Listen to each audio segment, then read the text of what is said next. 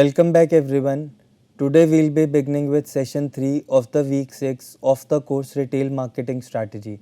So as far as week 6 is concerned and last two sessions were concerned, we discussed in detail about the location mechanics for retailers and what is the importance that we need to give to location decisions.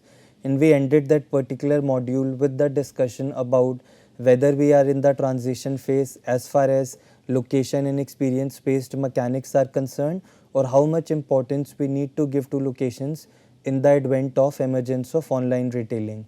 But as we begin with this module, we'll start looking at the pricing mechanics or pricing decisions for a retailer. So considering this module, we'll be looking at pricing decisions. Along with that, we'll also be looking at the tactics or pricing strategies which can be adopted by the retailers. Along with that, we'll be looking at the section extra fodder for thought and learning something new. While in extra fodder for thought, we'll be learning about hotter is cooler, and you will be surprised to see at this particular retailing strategy which was adopted by a leading brand in Kuwait. Along with that, we'll be learning about tribe tailing. But as we begin, let's first understand what is pricing. See, technically it is the payment or compensation given by one party to another in return of goods and services. Now another way of looking at it, even when you look at 4 P's, this is the only P which brings in kinds of a revenue for a particular marketer or a retailer. Other P's are precisely the cost, whether it is a product, manufacturing, developing a product, doing experiments to figure out the best versions of a product, or likewise there are a lot other costs which can be associated with that particular P. Now when you talk about promotions, again executing an integrated marketing communications campaign, whether it is about advertising, sales promotion tactics, organizing events, or managing public relations, or having a sales team who will be selling products face to face, anyway entails a lot of cost. Now if you get to the other P, which is again place, kind of having retail establishments, you need to pay for their rent, you also need to incur cost as far as their management is concerned. So eventually we are left with only P, the price, which brings in a revenue for a particular marketer or a retailer. So the another advantage you can actually associate with price is it can be changed quickly as compared to product features or channel commitments, right? Even if you decide to add more channels, it might require some time. Even if you think of a mobile application, or let's say having a new brick and mortar store, you might be taking a lot of decisions, how the app should be, how it can be designed, what will be the kind of social presence that you can have on a particular mobile app. With respect to channels, you might be figuring out which is going to be the best location.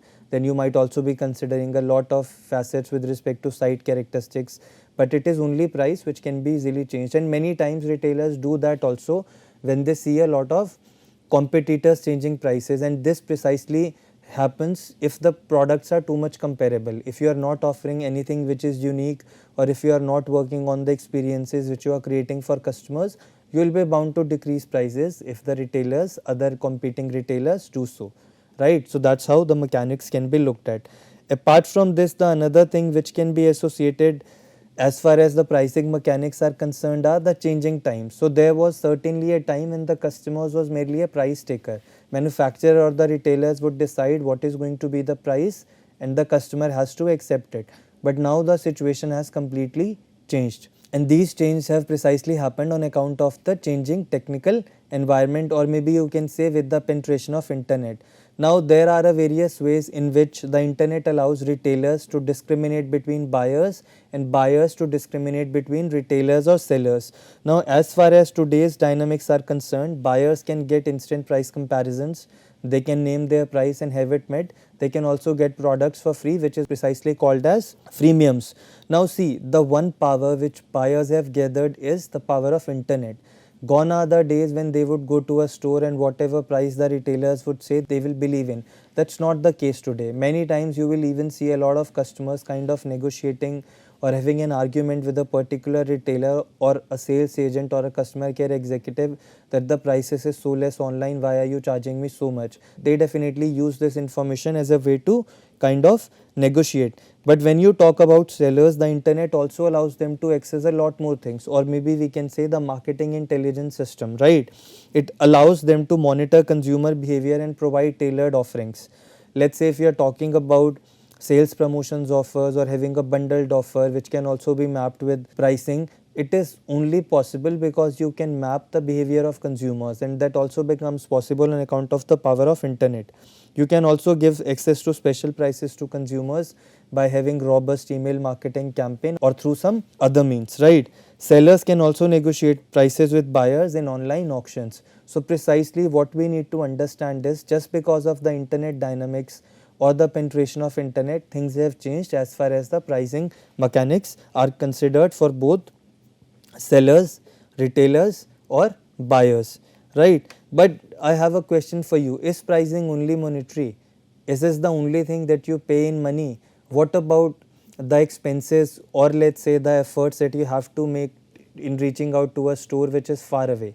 If you remember, I talked about the concept of a trade-off, right? So along with money, you'll also be considering the facets of effort or psychological effort that you are making with respect to making a particular product choice or picking a particular retailer or even going to a particular retailer, right? Let's say if there is a particular mobile app which is owned by an online retailer and it's very difficult for you to retrieve information out of it. The app is very chaotic, it doesn't have any element of social presence, right? It is neither easier to filter information. This is definitely going to involve a lot of kind of cognitive effort that you would be investing in. So we also need to consider these facets as far as the context of pricing is concerned, and also we should not forget the concept of a trade-off which happens with respect to picking the retail stores where we are going to purchase our products from. That's why this is definitely going to make an impact in retail store choices. Now these are the popular pricing strategies which are actually used by retailers. So the first one is penetration pricing, the second price skimming, competitive pricing, bundle pricing, psychological pricing, value based pricing, promotional pricing, dynamic, target return and markup. And we'll also be looking at the context of a reference price that in some ways can also be linked to the psychological aspects. But when we get there, I'll explain what it means and what is the relevance that it has for retailers. Now whenever you are talking about penetration pricing, this is about setting a price relatively lower as compared to the competitors to quickly capture market share.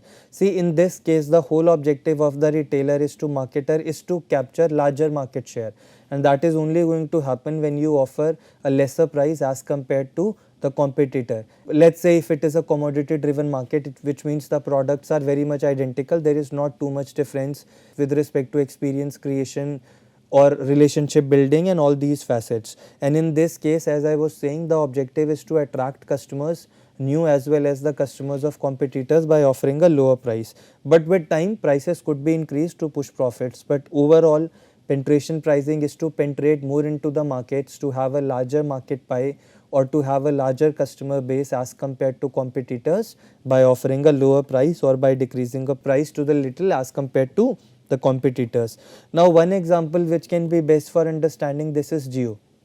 When it was competing with, let's say, Airtel, Idea and Vodafone, which merged together later on, it kind of captured the market by decreasing the prices, which was very less as compared to all these competing service providers. So that's how, by using the penetration pricing, they were able to capture all the customers and were even able to capitalize on the customers which actually belong to Airtel or Idea or Vodafone at that time. Another example with respect to penetration pricing can also be Amazon Prime. So what they are doing is they are offering a special offer with respect to 3 months of Prime subscription, which is at a very less price as compared to what they offer generally, and this can also be some way lesser than, let's say, what Netflix is charging, right? So that also becomes a case of penetration pricing. Now the next strategy which we have is price skimming. So this has been derived from skimming the cream, which is all about setting high prices initially. So what you are trying to do is you are trying to make up a major part of your profits from the initial customers, which are basically early adopters or innovators. Now these basically are the people, specifically innovators, who would be willing to pay a premium for getting a product as a part of first few set of customers.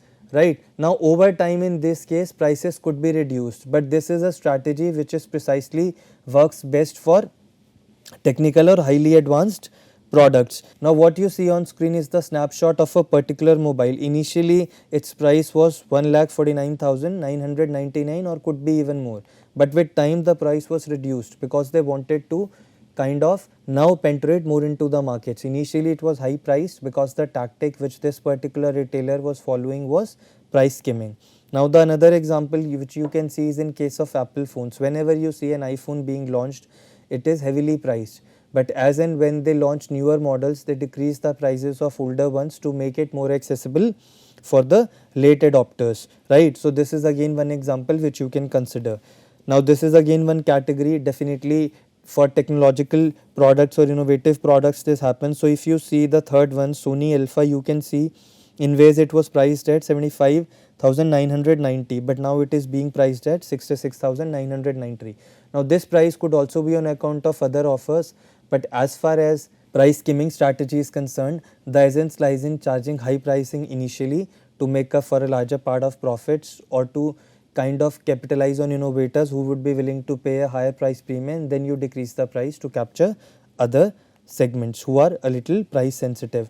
Another strategy could be competitive pricing. Now in this case, prices are set in line with competitors, either at par with them or slightly below. Now this strategy aims to capture market share and remain competitive by offering a similar pricing. See, even in case of services, these are going to hold true. Many times, let's say if you talk about saloons, you will see in a particular city they will be charging very similar prices.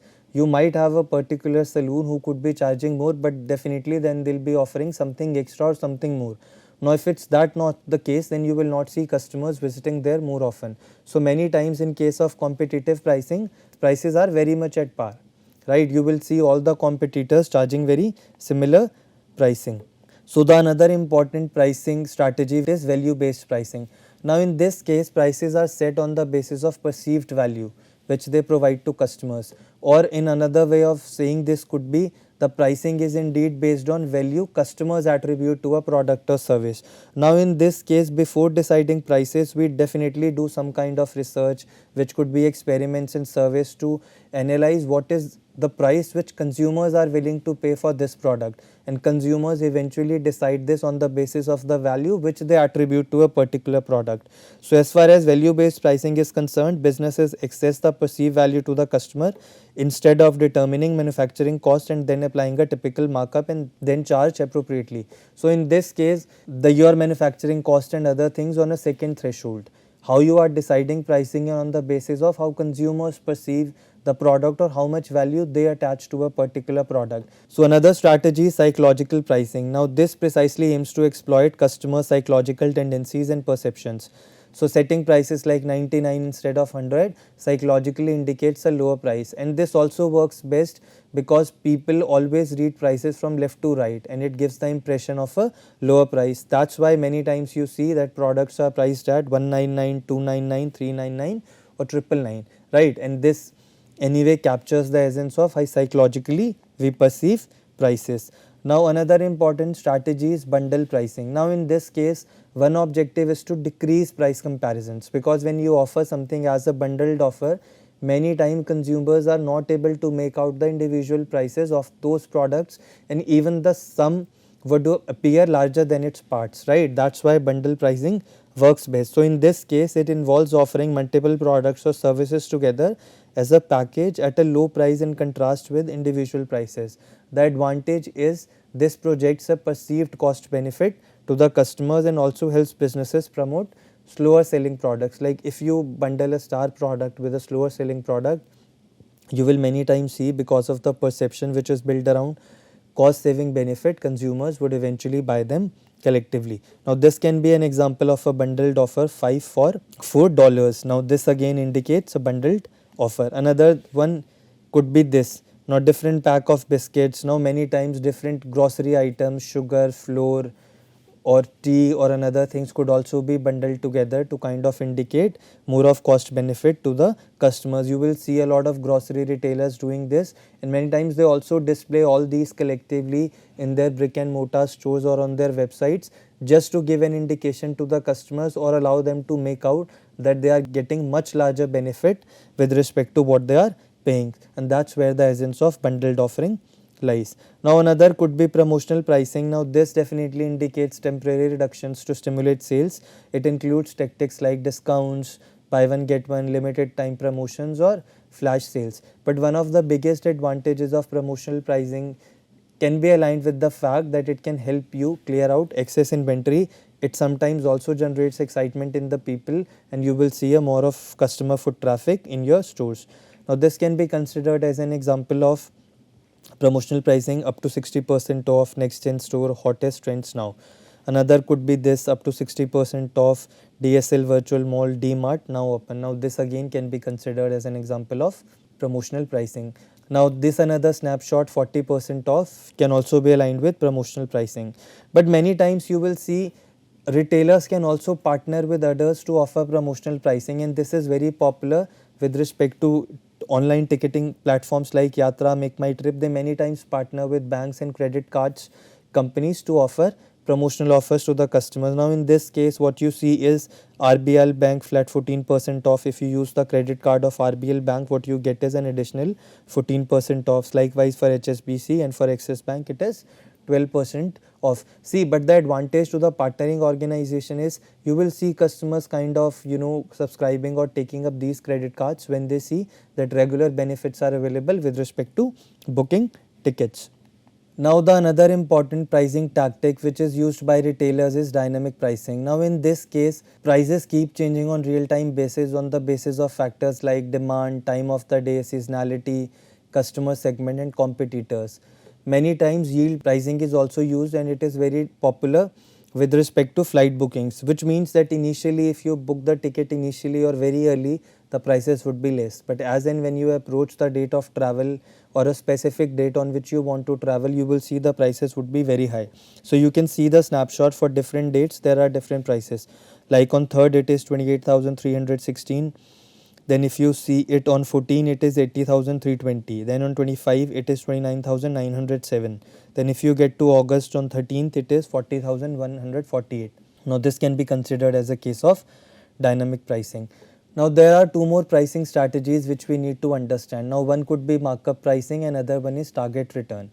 Now these will precisely work best in case of private labels, let's say when the retailer decides to manufacture, because in this case the cost of manufacturing a product is calculated, then we add a markup to it. So the formula is unit cost by 1 minus desired return on sales. This is going to give you an idea of the markup price. Apart from that, in case of target return pricing, the firm determines the price that would yield its target return on investments, and for this formula is used: unit cost plus desired return into invested capital by unit sales. I am again repeating it, these will make more of sense for a retailer only when they are into the business of manufacturing private labels, because that's how they would be looking at the return on investment as far as the investment which they have made with respect to manufacturing private labels is concerned. Otherwise these are many times used by marketers or the manufacturers itself. Now as I told you in the beginning, we'll understand the concept of reference pricing. See, you will see consumers actively process price information. They might look at it on various platforms, websites, they might read about in newspapers, they might even hear about it in their circle. So what happens is they'll develop a case of a reference price. Now reference price is something which is precisely an internal price point reference which they remember or might have seen on hoardings or heard from their friends. Now they will start using this price as a benchmark to compare it with the price which retailer is saving, right? Now these can be the possible consumer price references. Fair price, which the customer thinks is the fair price or what the product should cost. That's why you many times see people telling to the retailers, you are charging this much, I don't think the product is worth it, right? Now another consumer reference price could be last price paid. You always compare it with the last price which you have paid for the same product or similar product, and that's why again you will see people negotiating, I paid this much last time, why the price has increased, and all these things.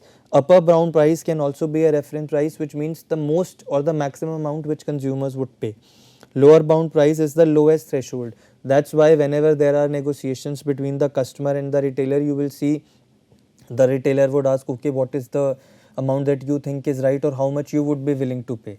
Then if the customer says a certain price, the retailer might say, no, I can't go below this particular price. Now that becomes the lower threshold price, but it has to be from the eyes of the customers.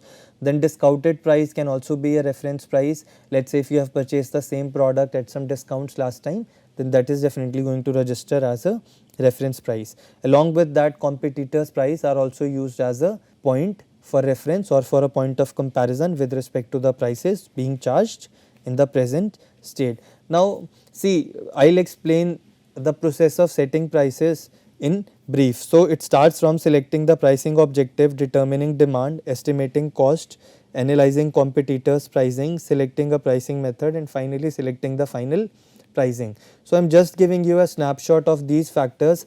If your pricing objective is all about survival, right, then you would not be charging more of price, rather the focus would be on selling it at a lower price, which is with respect to covering variable cost and some fixed cost, right, because you just need to survive in the market, you are not thinking of making profits.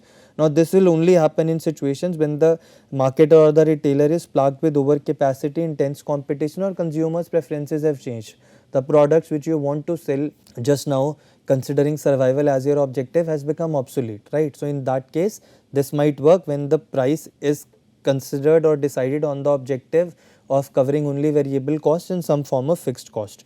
But when your objective is to kind of capture maximum market share, then you will be following market penetration. The prices are going to be kept low as compared to competitors because you are eyeing a larger pie of the market. But if you want to kind of have the objective of earning maximum as far as the present situation is concerned, or to maximize profits, then prices start high and you can slowly drop them, and what you would be adopting is a market skimming or price skimming strategy. Another way could be product quality leadership. Now in this case, pure luxuries are usually highly priced and you have selective sales mechanisms, right. In this case, you are not compromising on the quality of the product. How you want the consumers to perceive you is on the basis of product quality leadership.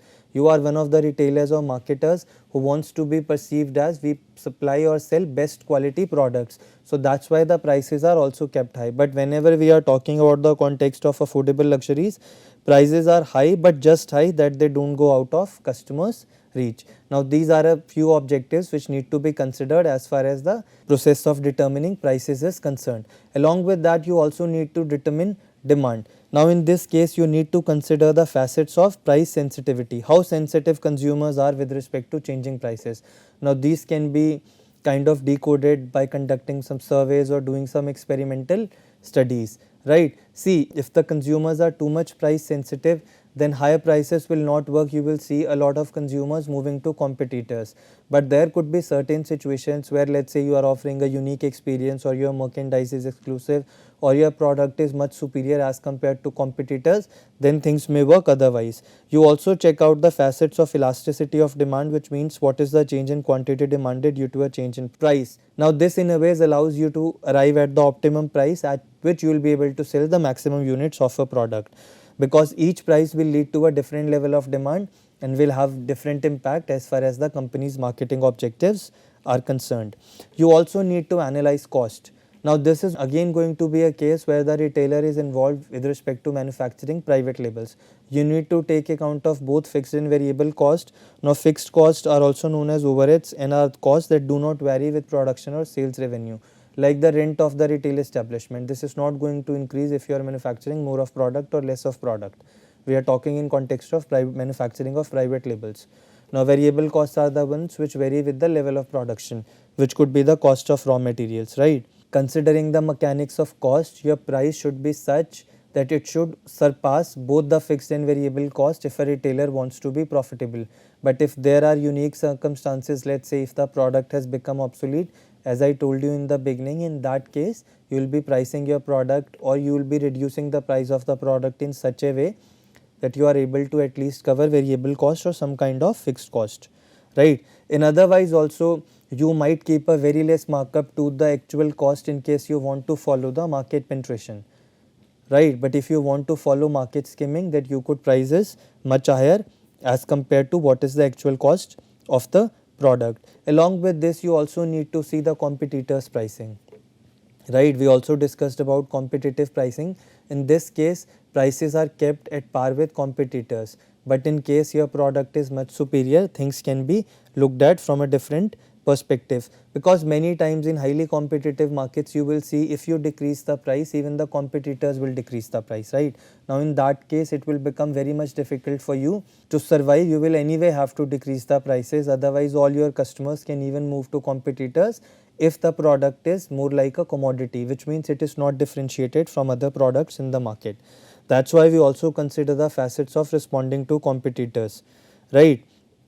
Now in this case, let's say if you follow a price cutting strategy, there can be a case of falling into traps also. So the first one is low quality trap. If you are continuously decreasing the prices as competitors are doing it, then there could be a low quality trap which indicates that the consumers assume that the quality of your product is low. It can also lead to a fragile market share trap, which means decreasing the price will not going to buy you loyal customers. If another retailer decreases the price, they'll move to them, right? So these such kind of customers who are basically called as switchers will keep shifting to the retailer who is offering a lower price. It can also lead to shallow pocket trap, which means high priced competitors who have longer staying power or have more of money power will be able to survive all these price cuts, and if you also keep doing it regularly in order to stay in competition with them, it might not work. You can consider the case of Jio, what it did with other players, and it can eventually also lead to continuous price reactions by the players, leading to price wars, which eventually is going to impact the profitability of all the players who are competing in that particular market. So now we are back with the exciting element, which is extra fodder for thought. So today we will be looking at hotter is cooler. This is one of the most stimulating strategies which was adopted by Burger King in Kuwait. I would urge you to look at this video and you will be able to figure out how fascinating this was, and this can also be looked at as a way of a very different dynamic pricing. So please have a look at this video and then we'll get to the facet of learning something new.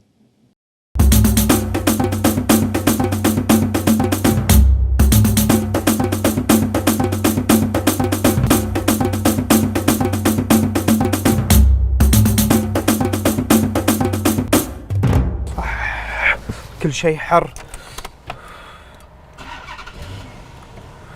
47 صارت 47. يلا برجر كينج.